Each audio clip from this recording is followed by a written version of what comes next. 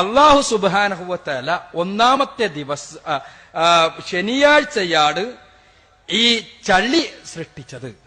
നമ്മളെന്തെങ്കിലും രണ്ട് ചളി അടിക്കുമ്പോൾ ആൾക്കാരത് മോശമായിട്ട് പറയും. ഇപ്പൊ കണ്ടില്ലേ, ഫസ്റ്റ് തന്നെ അള്ളാഹു സുബ്ഹാനഹു വ തആല സൃഷ്ടിച്ചിട്ടുള്ളത് ചളിയാണ്. നമ്മളെങ്ങനെ അടിക്കാതിരിക്കുക? ഭൂമിയിലുള്ള മണ്ണ് ചളി സൃഷ്ടിച്ചത്.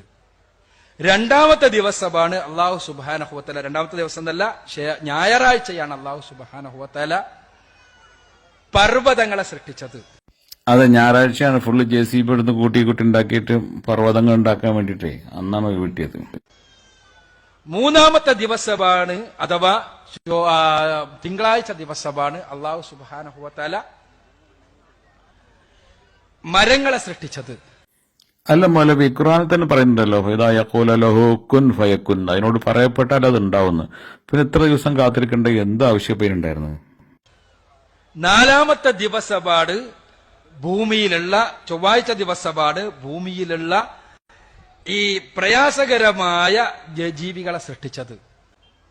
അഞ്ചാമത്തെ ദിവസമാണ് അഥവാ ബുധനാഴ്ചയാണ് ഈ സസ്യലതാദികളെ സൃഷ്ടിച്ചത്. ഒരു മിനിറ്റ്, എന്തൊരു തെറ്റിപ്പോയ സംശയം നോക്കട്ടെ.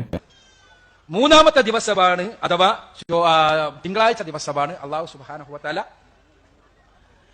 മരങ്ങളെ സൃഷ്ടിച്ചത്. സത്യത്തില് മൗലവി, ഞാൻ വിചാരിച്ചിരുന്നത് ഈ സസ്യവും മരമൊക്കെ ഒന്നാണ് കേട്ടാ. തിരുത്തി തന്നതിന് സന്തോഷം. വ്യാഴാഴ്ചയാണ് ജന്തുജീവജാലങ്ങളെ വ്യാപിപ്പിച്ചത്. അതിനുശേഷം കടലും പുഴയൊക്കെ ഉണ്ടാക്കാൻ വേണ്ടി ULCCക്ക് കരാർ കൊടുക്കുകയായിരുന്നു. അവരാണ് പിന്നെ ബാക്കി കടലൊക്കെ ഉണ്ടാക്കിയത്. വെള്ളിയാഴ്ച അസറിന് ശേഷമാണ് ആദമിനെ സൃഷ്ടിച്ചത്. ഇത് പറഞ്ഞ ഉടനെ തന്നെ അടുത്ത പരിപാടിയിലേക്ക് ബിഗ് ബാങ് തിയറി ഇസ്ലാമിലുണ്ട് എന്ന് പറയാൻ വേണ്ടി മൗലവി പോവുകയുണ്ടായി.